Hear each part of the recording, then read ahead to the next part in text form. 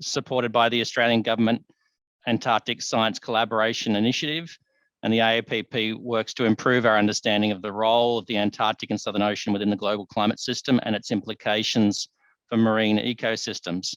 Now, the Australian Centre for Excellence in Antarctic Science is a collaboration between Australian universities and government agencies and international research institutions supported by the Australian Research Council.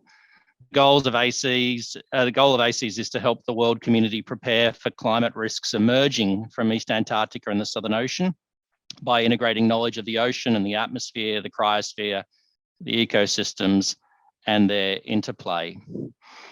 So welcome again to this presentation. You're invited to write questions in the chat. That will have a Q&A at the end of the webinar, and I'll work through those questions at that time.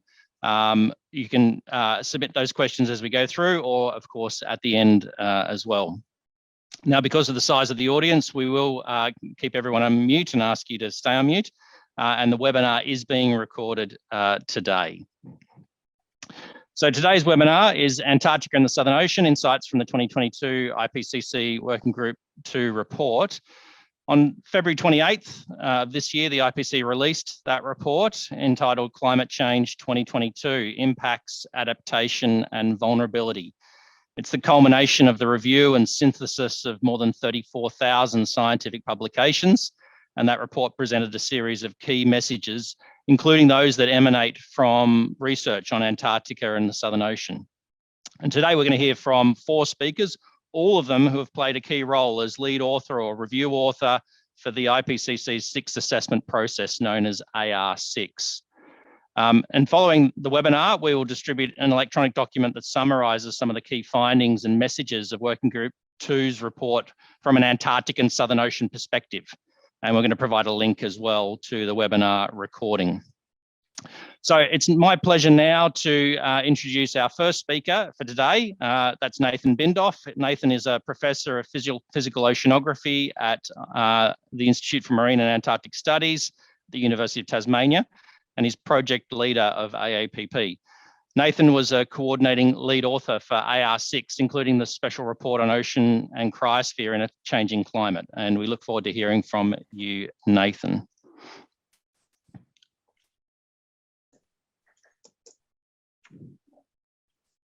Thank you very much, Matt. It's a pleasure to be talking about this Working Group 2 report. I thought I'd just step back a moment and talk briefly, very briefly, about the IPCC. The IPCC, the Intergovernmental Panel on Climate Change, is the primary vehicle that all of the world's nations, through the United Nations Environment Programme and the World Meteorological Organization, come together to work on questions of climate change. And we're in the 6th cycle of the IPCC currently, up here in the right-hand corner. But actually, the IPCC started back in 1988. It was the release of the first assessment report that led to the primary agreement and convention, the United Nations Framework Convention on Climate Change. And then since the release in each of these cycles, there's been key decision points that have been made as we've progressed through time. The most recent cycle includes these 3 reports, and they tackle 3 relatively important questions. The first came out of the Paris Agreement, and that, I've gone forward one slide. The first came out of the Paris Agreement. This is the SR 1.5. It was addressing the question of whether 1.5 degrees was feasible. The second was actually addressing the question about climate change over land. There is a competition between food security and actually meeting the 1.5 goal. And the third was really addressing what has happened in the global commons around the oceans and the polar regions. Each of these reports has many, many contributors to them, and the current Working Group 2 report has something like 700 coordinating lead authors and review editors. IPCC is proud of its diversity. It's highly representative. The experts are based on merit, And actually through the cycles, it changes its authorship, but the messages are very much the same. I'm just going to focus on the Working Group 2 report that was released actually on the 28th of Monday, the 28th of February this year. It follows the release of the Working Group 1 report on the physical science last year in 2021. Now, each of these reports are reviewed 3 or 4 times. There were, as Matt said, 34,000 scientific studies. This is an enormous amount of literature around the impacts of climate change, how we might adapt to climate change, and the vulnerability represented by those. And these are probably the 4 key messages that I would take out of that summary for policymakers that is distilled out of more than 1 million words. The first message actually is that given the focus of this report around human communities, ecosystems, the first message, the key message, would be that unchecked climate change is going to amplify the impacts and hazards for those communities. You might be surprised to understand actually there are limits with which we can adapt to in climate change, and those limits are being pressed in a number of areas, and that's another key message. We will cross critical thresholds. And curiously, it's actually possible to make things worse through poor adaptation, and food security and climate change mitigation through is an example of where we might get maladaptation. And then finally, like the earlier report, SR 1.5, to meet these goals, we actually have to mitigate rapidly and also adapt. And our second last speaker will talk to that in particular around Antarctica. Now, this report distills up everything for the globe, but what does it actually mean for Antarctica and the Southern Ocean? And here are the key messages that we've distilled out of the report. The Antarctica is clearly changing. It's losing mass. The ecosystems and sea ice are projected to change. The Southern Ocean has warmed and changed and attributed to humans. And these things together are triggering more extreme weather, and through the melt of Antarctica and the warming of the Southern Ocean, contributing to global sea level rise and storm surges. If you think about it, there are not many people who actually live in Antarctica, but those Antarctic and Southern Ocean ecosystems are actually important. It's the home of krill. Our second speaker will talk to that. And in the case of sea level rise, we're contributing to the 1.3 billion people who live in low-lying regions around the world. And then finally, Australia sits at the edge of the Southern Ocean. It's squeezed between the biggest current in the world and Australia. It's the fastest warming region of the globe, disproportionately so. And so it affects our fisheries and natural systems, natural marine systems, and the human communities that depend on those. And as a consequence, and we've shown it multiple times, there's extreme weather that we contribute to from Antarctica, and some of those links are emerging in the literature. And then one of the challenges in a highly unpopulated part of the world is how do we manage or achieve a climate resilient pathway given the Antarctic Treaty System, and the third speaker will talk to that, and the management of the protected areas around Antarctica.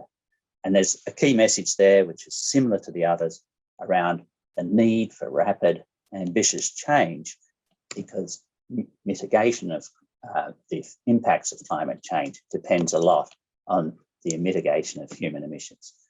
I'll now hand back to Matt King. Thank you, Nathan, for that.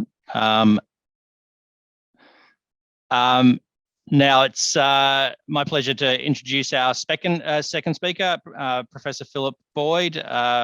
Philip Boyd is Professor of Marine Geochemistry at IMAS, UTAS, and is the coordinator of the Virtual Institute for Climate Solutions, the Climate Recovery Institute. He's a lead author for the Working Group 2 report chapter on ocean systems and review editor of the cross-chapter paper on polar systems. And I'll pass it over to Philip now. Thank you, Philip. Thanks, Matt.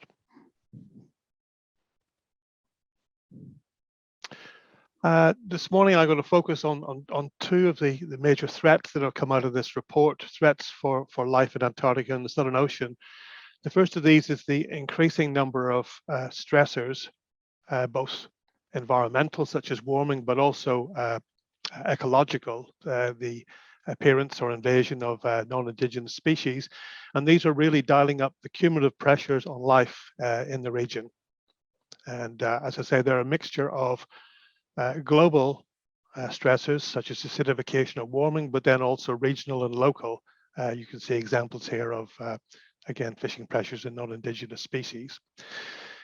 If the increase in cumulative pressures wasn't enough, then overlaid on this, we're now starting to see, in some cases for the first time on the Antarctic continent, extreme events, heat waves. And so again, these two taken together, cumulative pressures overlaid with these very abrupt high magnitude events are causing major challenges for life in the region. They're summarized in this slide here, which will be a feature of the report that will be released at noon. And here we can see, if we look from the sub-Antarctic south, we're seeing extreme air temperatures. We've seen those for a number of years in the sub-Antarctic islands, but as I mentioned, 2019, 2020, we've seen them for the first time in East Antarctica. We're also seeing then a range of these cumulative pressures. We're seeing invasives coming in both at the surface with invasive kelps and their associated passengers and microbiome. We're also seeing seafloor invasives coming in. What that's tending to do then is actually then compress polewards the available habitat for many species. And of course, it's important to note that Antarctica is terminus. There's nowhere else to go for many of these species. So we're seeing habitat compression. We're seeing this, as I say, from the sub-Antarctic, the open Southern Ocean, and particularly down in the sea ice region, where we're seeing less sea ice cover is actually altering ecosystem structure. It's removing habitat for krill. It's also boosting some sea ice algal blooms. So we're seeing a wide range of effects in this region. And of course, the other compounding factor we're seeing here is because of the long-standing geographical isolation, many of these species have very narrow thermal windows of tolerance. This is the thermal performance curve. From the minimum temperature you can subsist to the max. Typically, the shape of these curves, we have an optimum temperature here, but we have this sort of thermal cliff face, and even a change of a degree or so can make a huge difference and present a real challenge for species to subsist under such conditions. And if we place the extreme event then in the wider context of the typical sort of projection plots we see in IPCC reports, typically we'll see, in this case here, global surface temperature, we'll see that will increase depending on which projection scenario we're looking at. A fraction of a degree every decade, such that by the time we get to, say, 2100, we're looking at a warming of 2 to 3 or possibly 4 degrees. Let's overlay on this here then the recent event in 2019-2020 in East Antarctica, where we saw 9.2 Celsius, so 7 degrees above the mean maximum. And these abrupt changes, these heat waves are really going to be what's challenging, because this immediately in the here and now thrusts us well into the next century. And so really mean change will cause major effects, as we know, but then overlaid with these changes, that adds issues. And again, even in East Antarctica, we're seeing minimum temperatures now above freezing are occurring. And one of the major findings from this report, this was a schematic put together by Beck Harris. And here we can see here, as we move across decades, we start to transition with these extremes where there's enough time to recover between these events. But as the duration increases and their abruptness increases, we then start to transition then already from what we term survivable to extinction extremes. And it's likely this is giving us a glimpse into what will start to happen in Antarctica, because as I mentioned, we're only just in the last couple of years starting to see some of these extreme events actually on the continent itself. But certainly there are many lessons then, and this is something that will have to be tackled probably through adaptation, that I think Andrew will speak to next. And because of the very recent onset of these extreme events on the continent, then there's very little documentation on what their effects might be. Certainly, we've seen examples from the Arctic about major changes to terrestrial, marine, and cryosphere ecosystems. So again, as I say, we have no information at present, but there are many examples that we're seeing then from other literature in other regions of the ocean. So the report has many things to teach us about what we might expect in the coming years in Antarctica. If I then look again at the effect of these heat waves, so taking then the typical sort of IPCC changes in the mean with a range of different scenarios and warming projections, what we see then is that this thermal cliff face, it's very easy for it to be exceeded. And because these events are very abrupt, this gives very little time to acclimate, never mind to adapt. So again, this is one of the reasons why I've decided to focus on this in this particular presentation. And if we look at a census of some of these events, these are for Antarctic phytoplankton species. We see many of the species have a T-opt, have an optimum temperature between sort of 4 and 6 Celsius. The blue bar here overlay is a typical range of polar temperatures from -1.5, and then over the annual cycle in some regions getting up to 8 Celsius. The yellow addition to the bar then is the projected mean increase of about 1.5 degrees for polar regions. So again, we can see even with the mean, never mind extremes, we're pushing many of these resident species out over this thermal cliff face with very unknown sort of outcomes, and whether we'll see a reshuffling of ecosystems. If we return then to this other issue of cumulative pressures, then if we look in particular in the nearshore region, we're seeing mechanical damage from iceberg scar in the region, tearing up the seabed. We're seeing sea ice melt. In some cases, that's reshuffling the communities because we're getting more sunlight penetrating into the seafloor, changing the communities in unknown ways, reducing the amount of krill habitat, but then also giving us increased productivity from some of these ice edge blooms. In the report, we really grappled about trying to understand the mechanisms behind the drivers of these cumulative pressures, because these things don't act alone. They often act in concert with potential amplification effects. We're still trying to tease that apart, but it's clear then if we just take even one of these stressors, in this case here, the global temperature change here. If we look at these IPCC burning ember diagrams, we see as we move up the temperature scale here from 1.5 to 2 degrees, we're starting to really move up into high and very high risk impacts. One of these, as Nathan mentioned earlier, is the krill fishery, which is hugely important to underpinning many pelagic and also benthic ecosystems and higher trophic levels across Antarctica. And as I also mentioned in the previous slide, then we also have sea ice communities, which again are being reshuffled because of some of these fundamental changes to the cryosphere. So again, we can track very readily and compare how changes in the mean are moving us up the element of risk in these burning embers plots. There's only been time in this short presentation to sort of focus on some of the impacts on life in Antarctica and the Southern Ocean, but of course, as Nathan mentioned, there is then this wider impact, these teleconnections between Antarctica and the Southern Ocean to the north, on Australia, and indeed to the Southern and Northern Hemisphere. In particular, some of the issues here focus around sea level that Nathan mentioned, and also ocean surface temperature.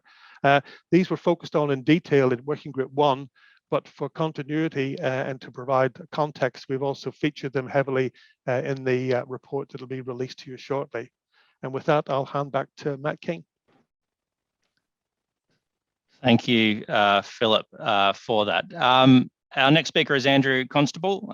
He's an associate researcher at the Centre for Marine Socioecology at the University of Tasmania, and a quantitative marine ecologist using science to assist in ecosystem-based management of fisheries, conservation of biodiversity, and human implications of long-term dynamics and change in marine ecosystems. He's also a lead author on the Working Group 2 report chapter, on this time on decision-making options for managing risk, as well as the cross-chapter paper on polar systems. So thank you, Andrew. Thank you very much, Matt. Hello, everybody. Good morning, good afternoon, good evening. I wish to look at, well, what can we do about managing Antarctica and Southern Oceans to support climate resilient development globally? And also, what are the kinds of things that need to be done globally that will help Antarctica and Southern Ocean systems? Climate resilient development has been emerging in the IPCC framework since AR5 and through the special reports. And what climate resilient development endeavours to do is to integrate actions for adaptation and mitigation that help deliver climate resilience and sustainable development for all. In the end, this report has been much clearer on what we need to do now to be able to ensure a climate resilient development future. What we're seeking to achieve in that is success in well-being, low poverty, ecosystem health, equity and justice, low global warming levels, and low risk. We have a number of choices to make, and we do these in a number of arenas. We have, as we would expect when we're dealing with people and sustainable development, we have a number of community, socio-cultural, and political choices to make. But globally, we also have choices to make about the ecology of systems. We have choices about the research and the acquisition of knowledge, the integration of different knowledge systems, and also the development of technologies. And also we have choices about our economic and financial futures. This plot is a schematic of what we can do in order to enhance climate resilient development. We can seek to move towards a world which is, as I described before, or we can stay on business as usual, exceed 2 degrees, and then have a world that we don't wish to live in. A framing for this is the Sustainable Development Goals, and these are listed on the right. Antarctica and the Southern Ocean doesn't contribute to all of these goals, but they do contribute to a number. Antarctica and the Southern Ocean helps provide food through fisheries. They help provide well-being through the cultural connections and the aesthetic reasons that people enjoy the values of Antarctica. It also has an important role to play in climate and global ecosystems. And this particular image comes from a paper by Eugene Murphy and others, and is one showing the linkages between Antarctica and northern continents through bird migration. And we also are aware of that through whale migration, and also some fish migrating short distances. And we also know that the Antarctic region is very important for developing peace on our planet. One of the important conclusions of the report is that there are no realistic options for undertaking adaptations in Antarctica to reduce climate risks from Antarctica. This is because the changes that are occurring in Antarctica, as evidenced by the potential changes in the sea ice in the future, the changes in warming temperatures, and the other changes that Philip has talked about, we know that these changes are occurring faster than the natural systems can adapt naturally. There are no options that we can take that will add value to that. Another important thing to think about in relation to Antarctica is that there's not much activity there, so mitigation options in Antarctica are very small. One of the things that's been thought about is, could the Southern Ocean provide support to carbon sequestration? This is only an idea. It's not been demonstrated practically, but also one of the key points about helping mitigation through carbon sequestration is that there may be flow-on effects through the ecosystem that we need to be cognizant of. And there would need to be a very well-tied management system if that was to be taken forward. The most important thing in Antarctica and Southern Ocean is how can we ensure that the resilience of the system is sustained as the global warming level increases. And as we stabilise the global warming level and then hopefully keep it to 1.5, if we can sustain the systems, then recovery will be possible and the system can be maintained. There is potential, though, for the resilience to be undermined from fisheries, tourism and national programs, and this is identified in the report. We know that the krill population, its range is contracting, and could fisheries interact with the krill-based system and cause it to become unstable and move more to a fish-based system? This is one of the big unknowns that needs to be worked on. But it's important that we investigate and manage the potential for compound risks in order to be able to sustain the resilience of the system. Another point that was important and identified in the report is that protected areas are needed to help resilience of the global ecosystems. And there is some discussion about having about 30 to 50% of the systems being carefully managed such that the resilience can be sustained. And in Antarctica, at present, only 5% of the marine system is currently managed in protected in no-take areas in the region.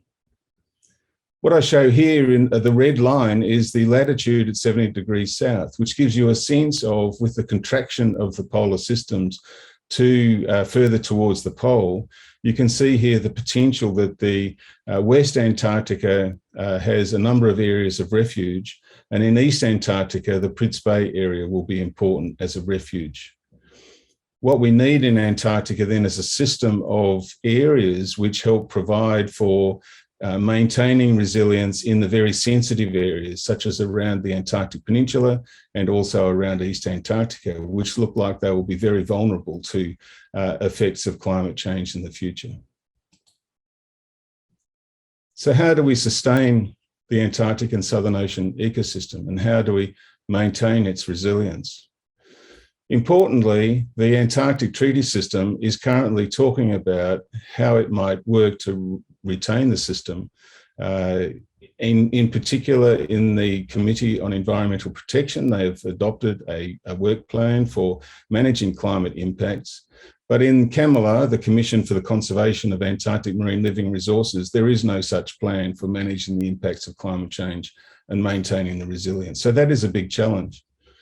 But one of the most important features about the Antarctic system is that it requires mitigation globally to be able to ensure that the system is retained into the future. And as Philip has indicated, there is nowhere for the polar systems to go. So mitigation is an essential outcome for sustaining Antarctic systems. Thank you, Matt. Thank you, Andrew. And just a reminder while we're going to Greta that you can add some questions to the chat as we go through, or at the end, and we'll come to those straight after Greta's presentation. So our next speaker is Greta Petschel. She's Professor in Marine Ecology at the Institute for Marine and Antarctic Studies at UTAS, and she's the Director of the Centre for Marine Socioecology at UTAS. She has a deep expertise exploring the impacts of climate change on natural systems and developing adaptation options for conservation, fisheries and aquaculture. She's also a lead author for the Working Group 2 report, this time on the chapter on Australasia. So thank you, Greta. Okay, thanks very much, Matt. I don't think I've got control of this. Okay, I do now. Control of the screen.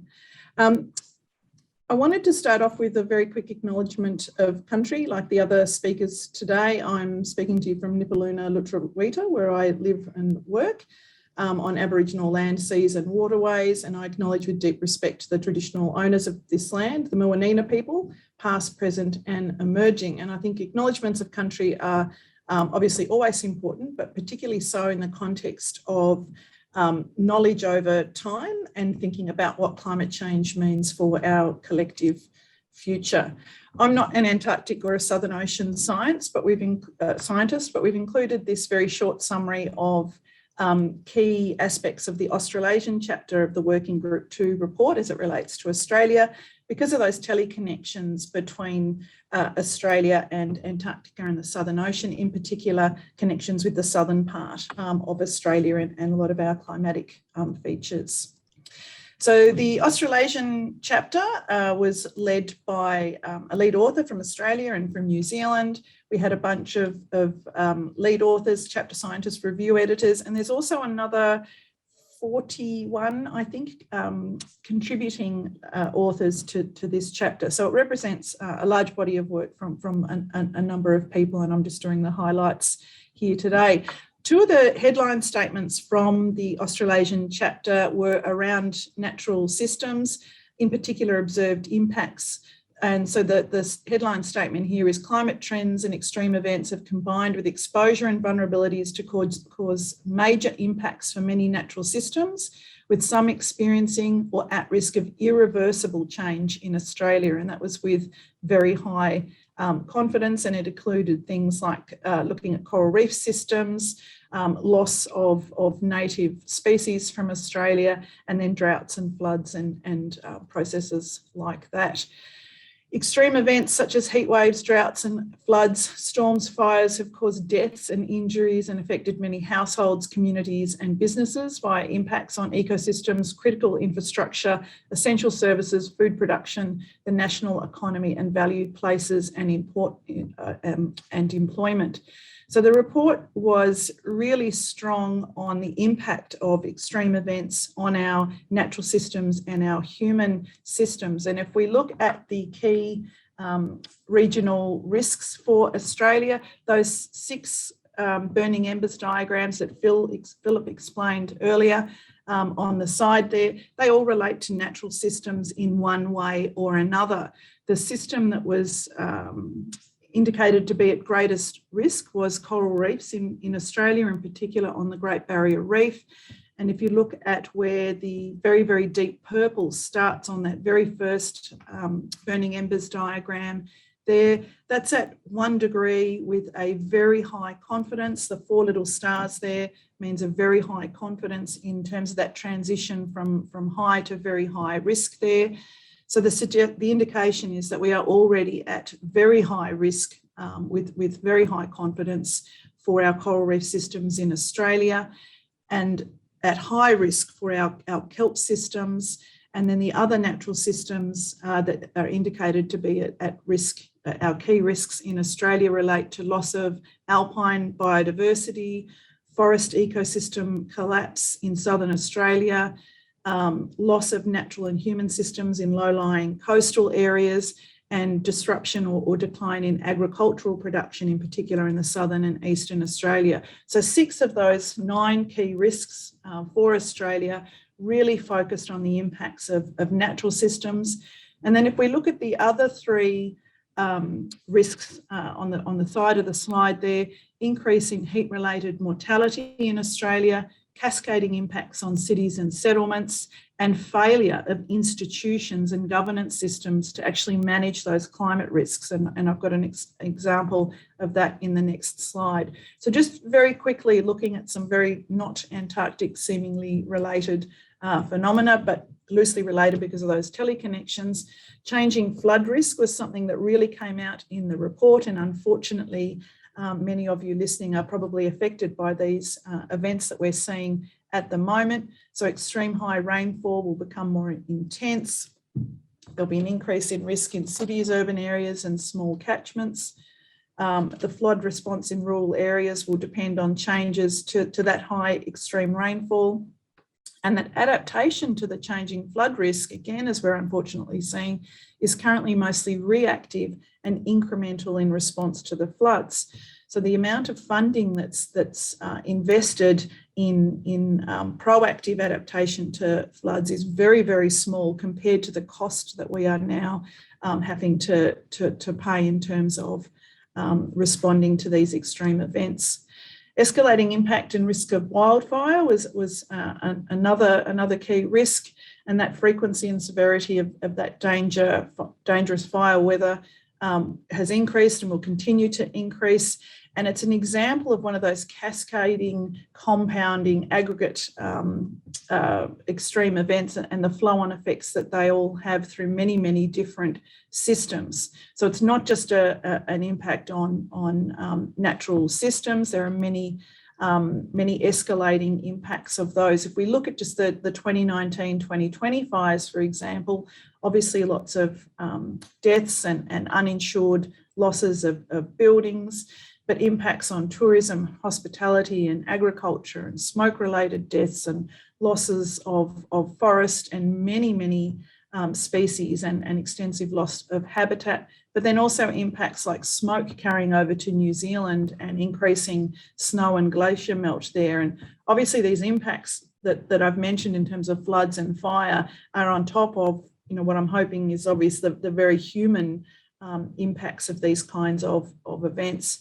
And with this fire example, we could have had another 3 or 4 slides of you know, multiple impacts through all sorts of different aspects of the human and natural systems. So these impacts are really becoming quite extensive and compounding and cascading in their nature.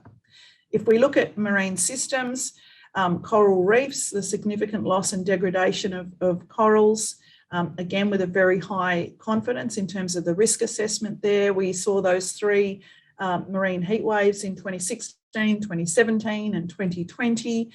And we know that the recovery of these reef systems following these repeated disturbance events is very, very slow. It takes the fastest growing corals at least 10 years to start to recover from these kinds of events.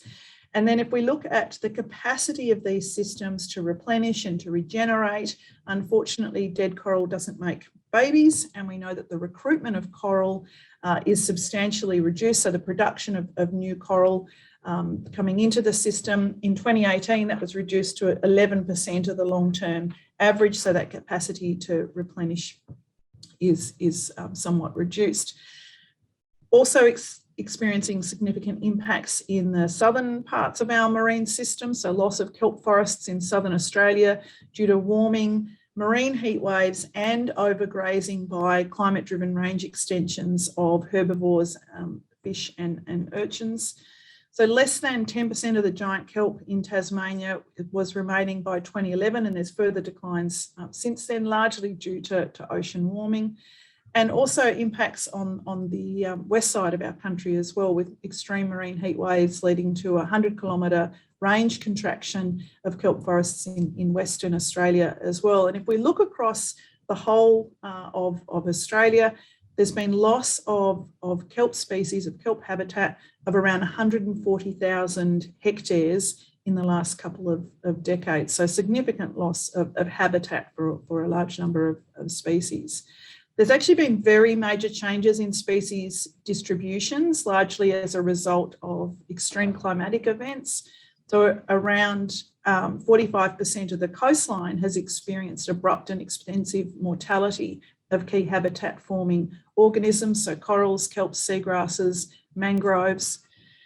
And we've also seen new occurrences and prevalence of diseases, toxins and viruses. So it's not just habitat species that we're seeing changes in the distribution of. And if we look at species more broadly, there's been changes, climate-driven changes in the distribution of at least 198 species from 9 phyla around the Australian marine coastline. And actually one of the key statements from the Working Group 2 report as a whole at a global level was that out of the species that have been studied, around 50% of those are undertaking climate-driven changes in distribution.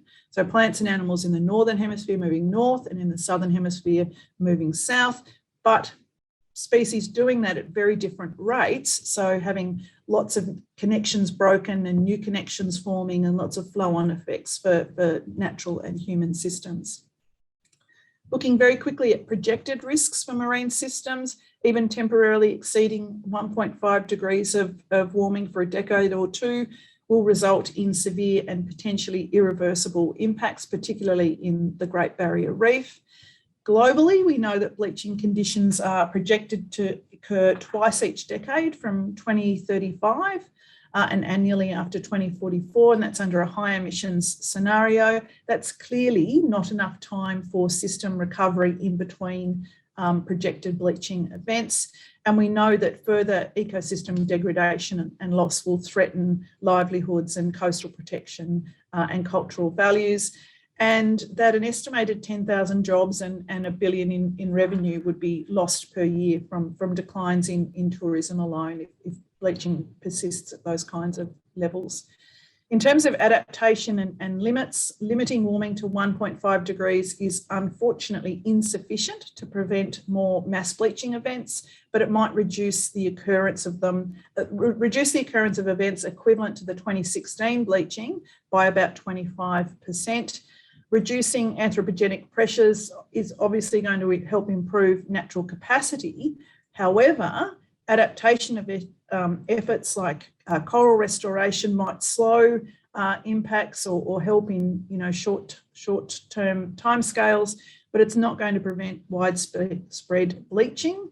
And in terms of kelp adaptation options, minimising other stresses, local restoration, and having transplantation of heat-tolerant phenotypes would be excellent adaptation options to pursue. However, we need to keep in mind that even those restored systems are still at high risk from future heat waves and warming events. And I think that's all that I had. Thank you. Thanks, Greta. And we'll go to, and all of our speakers, thank you very much. And thank you for keeping to time as well. There's so much more that could have been said. So I'll just run through the questions that are in there, and please, if you're in the audience, please feel free to add questions now to the chat. So one from Robert Glasser, can you say more about the causes of the abrupt extreme heating events? Are they connected to ENSO or other factors? Why are the intervals between them decreasing? Maybe Philip or Nathan could take that. I can start with that and then maybe hand over to Nathan. I mean, certainly the projected decrease in the intervals between these extremes, we're actually seeing them, as Greta mentioned, the back-to-back warming events in the GBR. But essentially, we're putting more heat, more energy into the system, and so that's going to push them in that direction. There's been a whole raft of work done on looking at what's driving some of these marine heat waves in other ocean basins, and I'll be passing it over to Nathan to comment on. Thanks, Phil. So actually the major driver of marine heat waves is the underlying trend in sea surface temperature, and then it's modulated. So ENSO will lift the risk of a heat wave in ENSO years, and the other modes. But primarily the biggest driver of extremes is the shift in distribution, and the tail of the distribution becomes more intense, longer, and frequently. Thanks, Nathan and Philip. So Roland Warner asks, Andrew mentioned no realistic options for adaptations in Antarctica to reduce risks emanating from Antarctica. Was there a view about realistic prospects for geoengineering mitigation of Antarctic ice discharge? Andrew, maybe. There wasn't any discussion in the working group about that, and in fact that's most likely to be addressed in working group 3, which has the responsibility of talking about mitigation options in particular.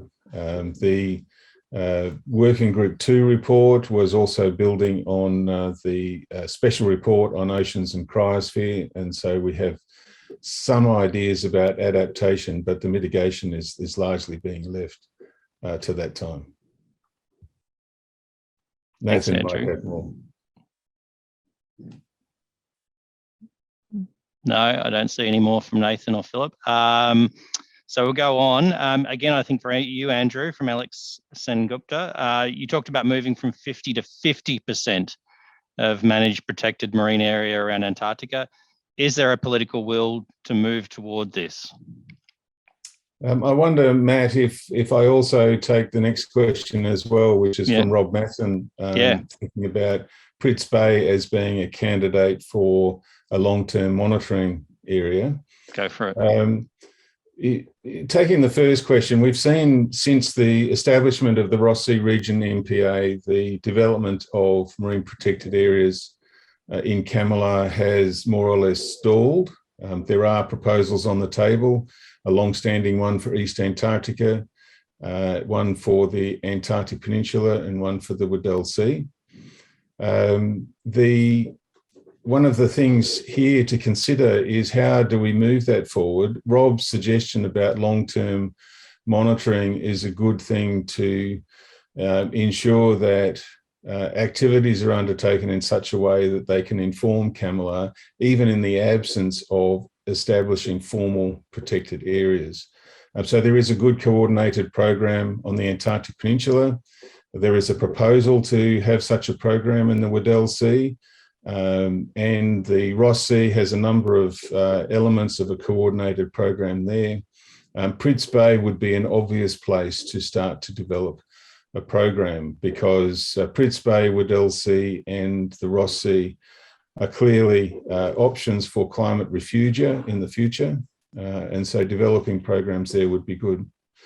But the protected areas in the other places, so around the Antarctic Peninsula and around East Antarctica, are very important for developing or maintaining resilience to the effects of climate change over time, and not to introduce compound risks associated with fishing, tourism and national programs. And at present, the Peninsula and East Antarctica are very vulnerable for that to happen. It's one of the key questions here is, will the refugia actually sustain the Antarctic krill-based system? Because Antarctic krill, as you move towards the continent, gives way to crystal krill and the Antarctic silverfish. And so it's not entirely clear that Antarctic krill will end up being dominant in those embayments that might be refugia in the future. And that's a really important area for research. And until such time as that's established, and it's not clear that it will be established, then the dependence on the sea ice system is really important to focus on and identify whether the krill-based system will survive a loss of sea ice. And while we wait for that, then there needs to be very sensitive management in the Antarctic Peninsula and East Antarctica in relation to these sensitive systems, because it's not clear that they will survive with a high fishing pressure. Thanks, Andrew. So we're going to go to Greta now, and I know Greta's reflected on this broad area. How can we best teach about existing and projected climate change impacts to university first-year students so it's not depressing or frightening? Yeah, that's an excellent question, because on many levels it is kind of depressing and frightening, and anxiety would be a normal reaction for many people to have in the face of these kinds of considerations. But I think it's important to surround ourselves with like-minded people for a start, and to remember that actions and doing things and being part of the solution rather than part of the problem is something that, you know, makes us all feel better about it.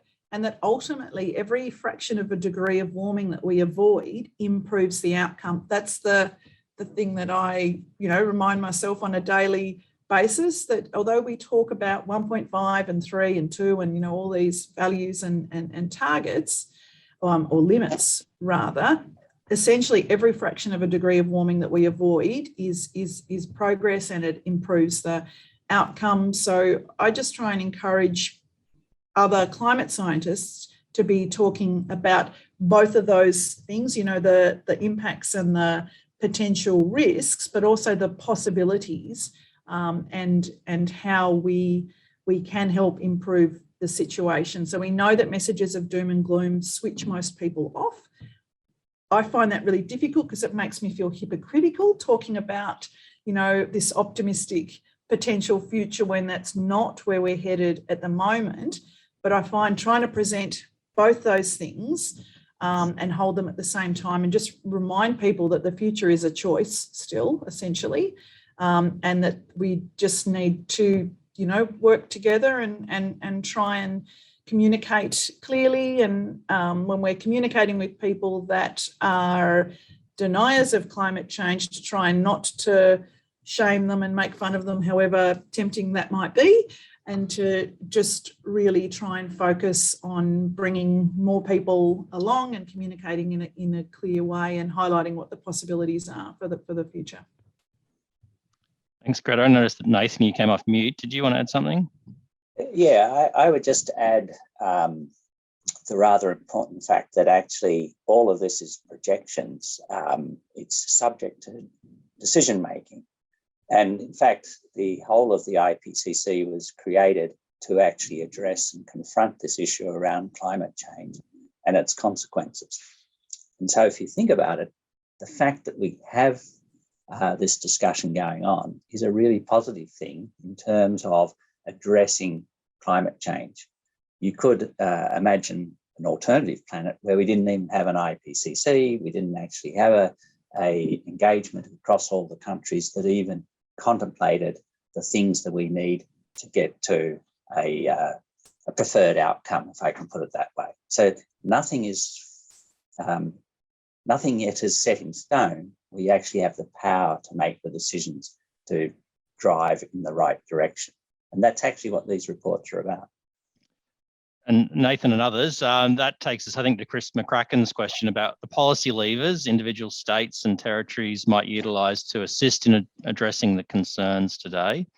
Nathan, did you want to start off and then others can jump in? Yeah, so there are a number of policy levers, and policy's not my strength, perhaps, but it's easy to correctly imagine that planning at local government levels includes climate change information. On the mitigation side, policies around how to change and take into account the external factors to do with emissions is another policy. There is policy around setting laws to take into account climate change questions. There are a range of other things. So there are policy instruments if there's the will to use them. Can I just add here too, Matt, that one of the points that we talked about in chapter 17 on decision making was that, like Greta was saying, there is bottom up as well as top down processes that can be entrained. When particular levels of government look at their business, then they tend to look at, well, what are the risks that they have to confront and how will they deal with those risks? In Antarctica, for example, the risks of climate impacts in Antarctica are increasing, but the Antarctic Treaty System doesn't have the power to change those risks. They have to rely on other institutions to do that, both national governments as well as the UNFCCC. And it's the same as like a local government in Australia or a state government. It's important to understand what the risks are and how they're changing. And when those risks aren't able to be managed well at that level of government, then it's important to be able to say to a higher level of government that what they're doing is impacting on their ability to manage risks, and that the risks may be getting greater and impacting on their business. And I think that's a very important step to be able to take. So to start to push upwards to identify where higher decisions are needed in order to help the lower levels of government manage climate impacts. Greta, I wonder if you wanted to add anything on this? No? Hey, Philip, nothing? It's such a broad topic. But I'm very encouraged by what I'm seeing coming out of the states and territories. People like Matt Keane up in New South Wales, some of the approaches down in South Australia, and pushing along, I think, with some of the work on hydrogen again, I think these are promising, and I think states and territories are sort of showing the way in that respect. Thanks, Philip. We'll go to Rupert Summerson's question. In terms of mitigating risks from human activities in Antarctica, the recent paper by Cordero et al. 2022, Black Carbon Footprint of Human Presence in Antarctica and Nature Communications, demonstrated that human activity is resulting in increased albedo and therefore snow melt. This paper came out after the IPCC report, but would the panel like to comment on the potential value of starting to reduce human activity in Antarctica? Maybe Andrew for that one. Yes, thank you, Rupert, for the question. The absorption of heat as a result of the blackening of the snow is certainly, snow and ice is certainly an issue that is coming to the fore. And there are means by which that can be managed. That's being demonstrated by some of the activities in the Australian stations where renewable energy is made possible. And certainly that's an activity that what you're suggesting can help.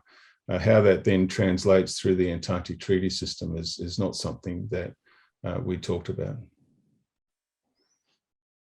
Thanks, Andrew. We're just about running out of time, but I don't notice Nisha Harris's question came on the back of Joanna's one about teaching the reality to the broader public and messaging. What can individuals do to help?